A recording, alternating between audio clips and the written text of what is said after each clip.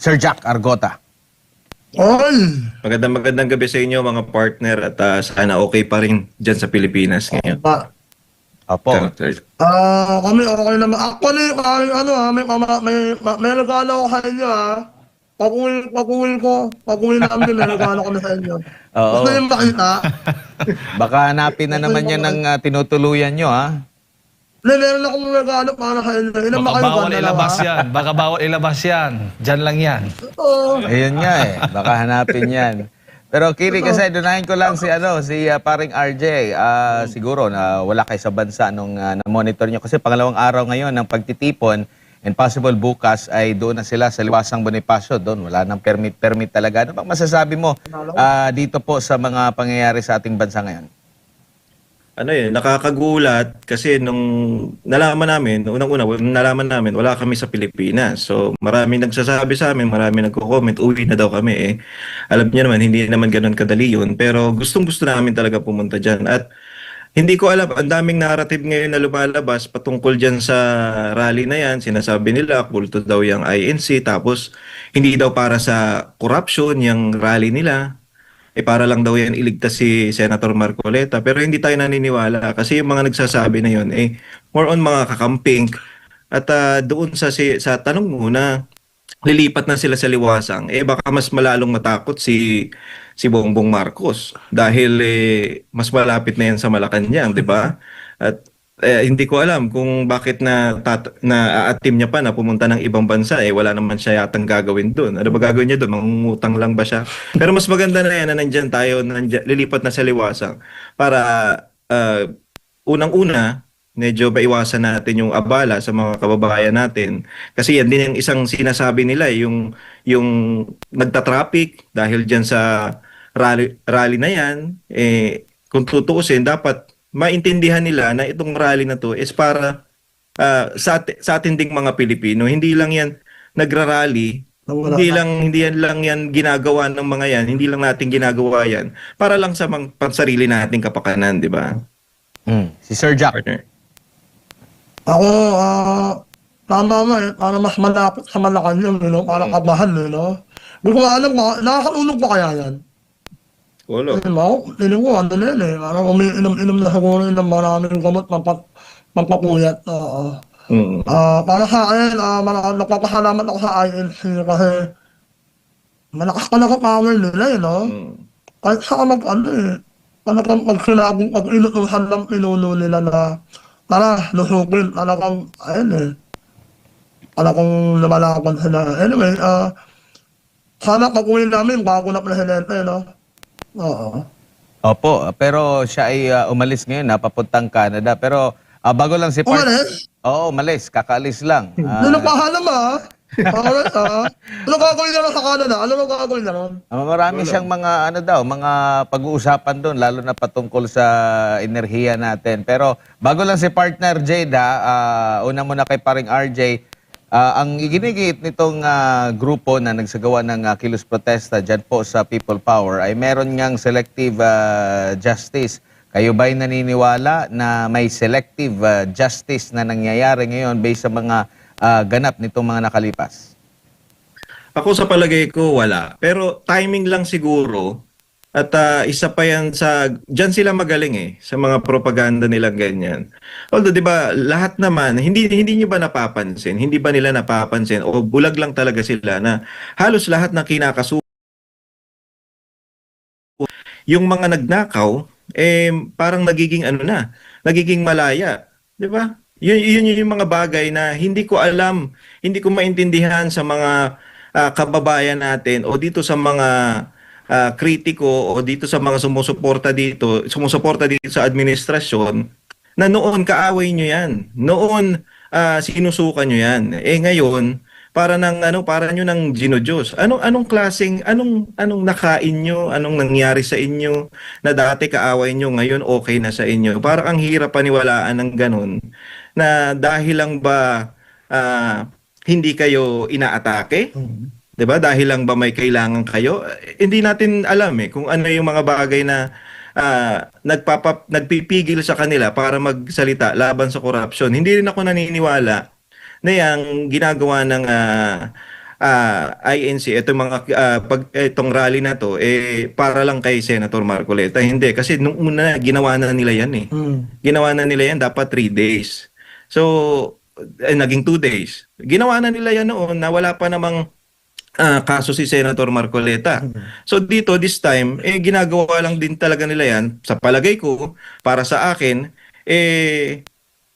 para labanan o matigil na tong nangyayaring nakawan dito sa ating bansa kasi hindi na to biro eh. History na to eh.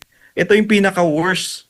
Ito yung pinaka-pangit na history na nasasabihin natin sa ating mga apo, sa ating mga anak sa future, partner. Sir Jack. Ano ulit tanong?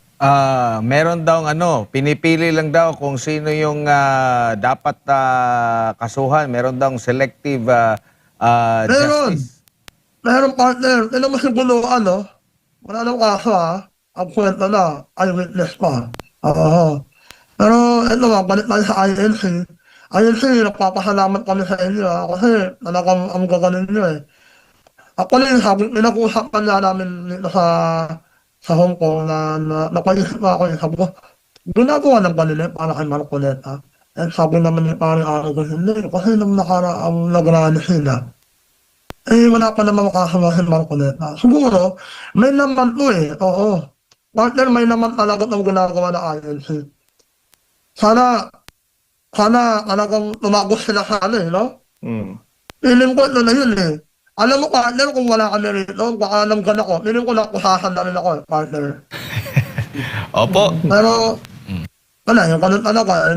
Wala namang nagsabi sa amin na magkakaroon ng surprise rally, gano'n.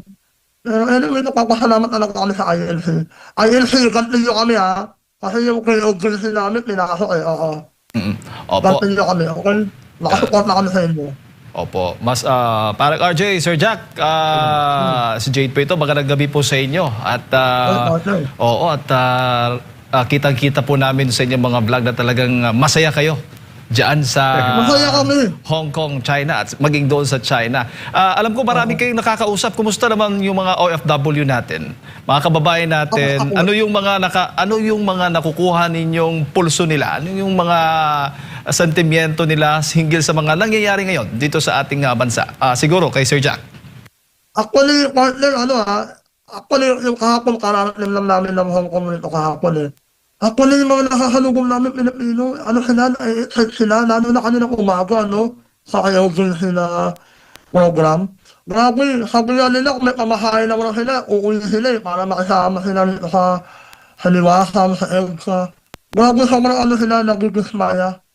Pero kinukumport na lang namin sabi namin, huwag kayo umuwi kasi mawawalan ng remittance. Oo. Walang kikitain yung gobyerno, parang nakawin. Oo. Easy. Oo. Parang RJ. Ano sila malungkot, hindi mo maintindihan yung nararamdaman nila kasi unang-una, hindi naman dahil nasa ibang bansa sila, hindi naman dahil dito sila nagtatrabaho, OFW sila, hindi nila mahal yung Pilipinas.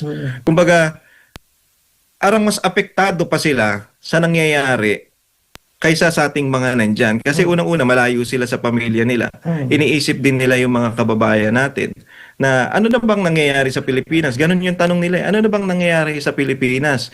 May pag-asa pa ba tayo, mga banateros? Meron pa ba tayong nakikitang liwanag na magbabago pa sa ating bayan? O hahayaan na lang ba natin to? O mananatili na lang ba ganito ang bansa natin? Hindi na ba natin kayang ayusin? O hindi na ba magbabago? Kasi may mga frustrated na nagsasabi din, bakit hindi pa daw kumikilos si BP Sara? Alam nyo kasi, ito paliwanag ko lang sa inyo, lalo-lalo na dyan sa mga kababayan natin na nasa comment section, hindi naman, yung mga Duterte, may delikadesa po yung mga yan. Hindi yan kagaya ng ibang politiko na may makakita ng opportunity, susunggaban nila.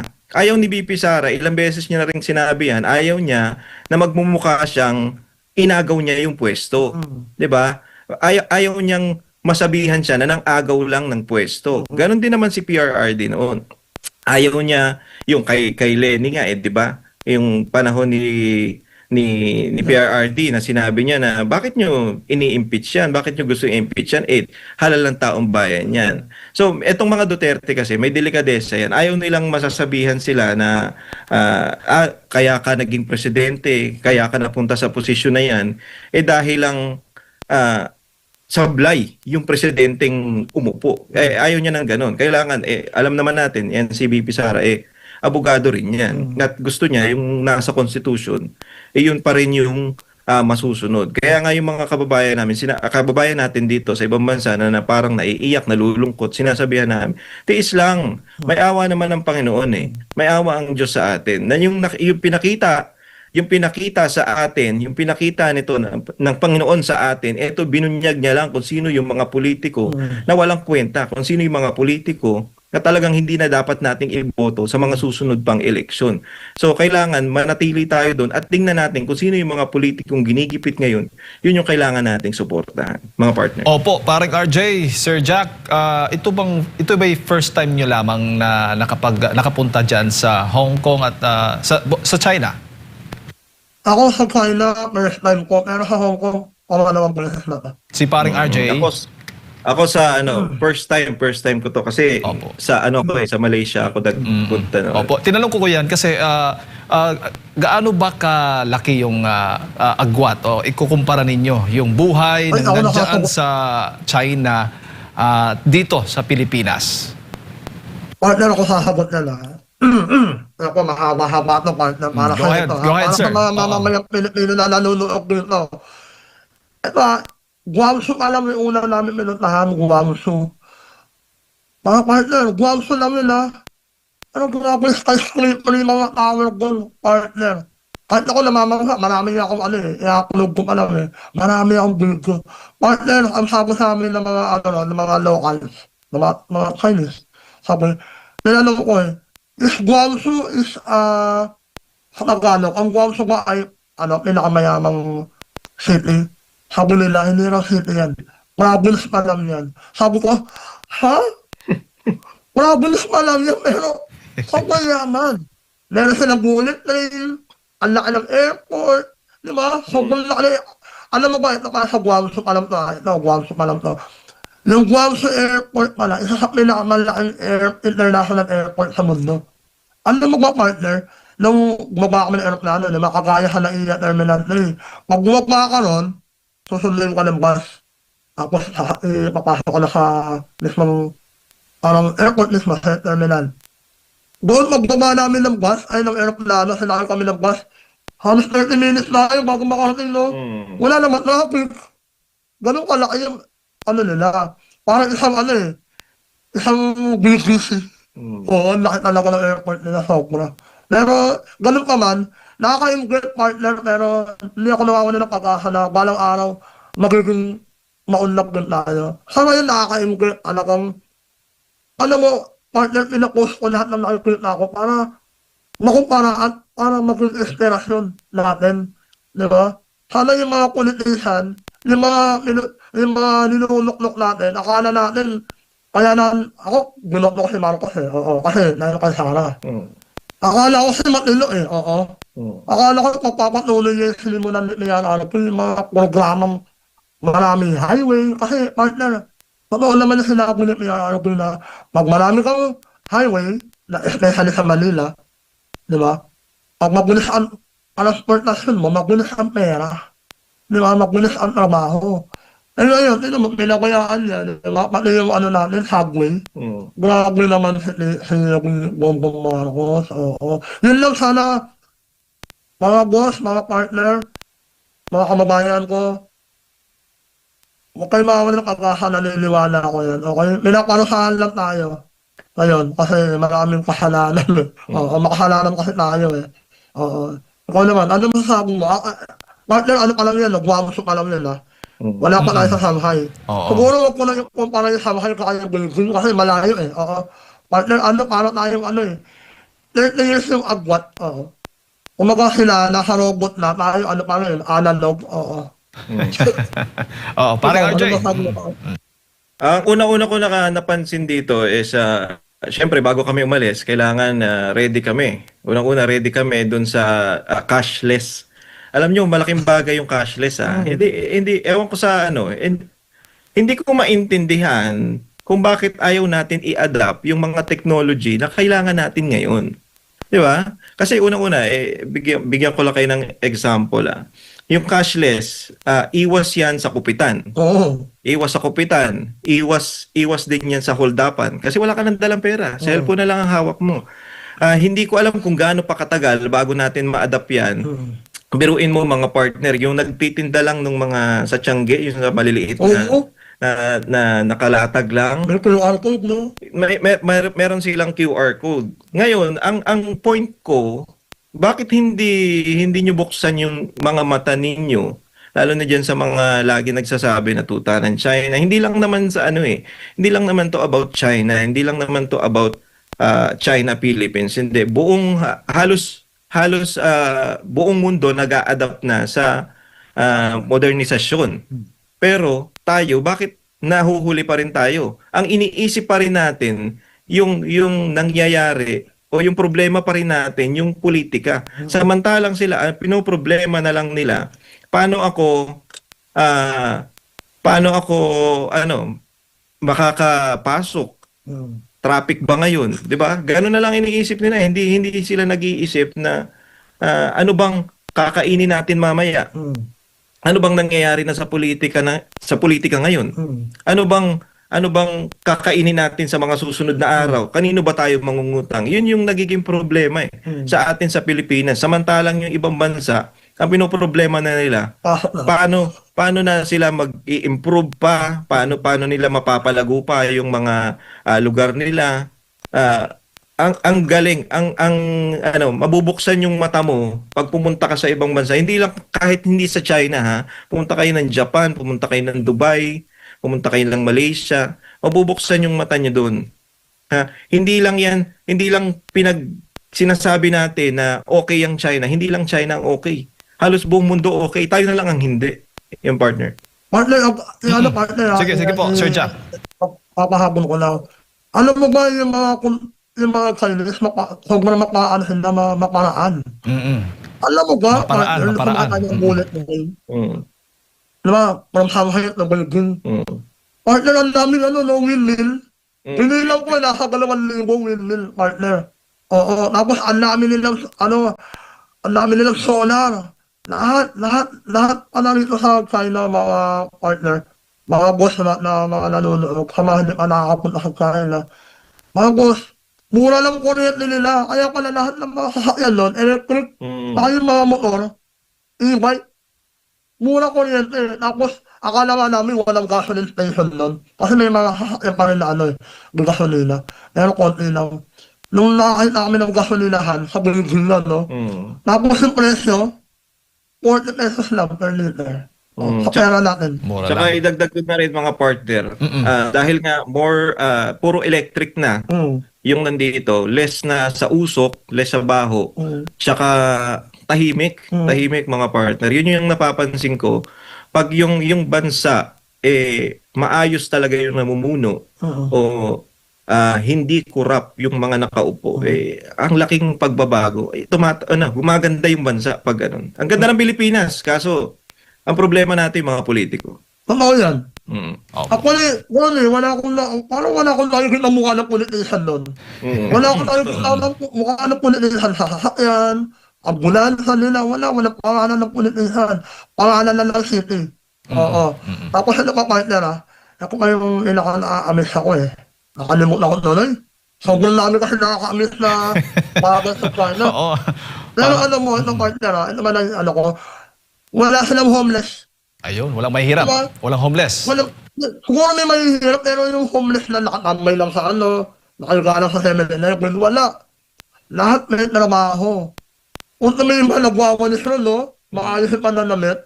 Diba? So, ang problema na sa China, yung English barrier. Language ba? Ang language barrier. Ang problema, partner imagine mo ako. Hirap na ako magsalita, English pa. Tapos, hindi sila marunong mag-English. Ano naman China, pag-aralan nyo rin yung lingwahe kasi international language yun Para next time pag pumunta ako, ni hao ma, hindi na ako mag-ni hao ma. Ano na? Ultimo hello, hindi nila alam eh. Ha? Hello, hindi nila alam yung hello. Oo. Yun lang, partner, sana balang araw, partner. Ako nila niniwala ko balang araw na siguro, sana naman, bilisan nyo naman, no? Sa mga nasa government natin, bilisan nyo pagkilos, okay? Maging maparaan din sana kayo. Binoto namin kayo para tulungan kami, no? Para kaunlarin yung bayan namin, tapos magnanakaw lang kayo. Mahiya naman tayo, okay? Hayaan nyo, pag ako tumakbo, oo. Takbo. Hindi. Mamaya takbo ko papapawin. Oo. Actually, partner, sobrang mahal ko ang Pilipinas. Sobrang, ano mo, partner, kahapon last na lang. Sige po. Nakita namin yung yaman ng mga bansa na punta namin, Hong Kong, China. Naawa ko sa Pilipinas at the same time, lalo kong minahal ng bayan natin. Oo. Kasi sabi ko, balang araw, magiging ganito rin tayo. May problema na talaga tayo pinagkakaanan. Saka partner, tama ba yung sabi nila, bago ka maging successful, marami kang magkakaan ng problema. Ito na yung problema na yun. Maglalampasan natin ito, malamang. Tuloy-tuloy na tayo. Okay? Thank you. Oo po. Maraming salamat po Sir Jack at paring RJ sa inyong pong oras at sa pagbibigay po ng inyong experiences, ang inyong mga nakita at na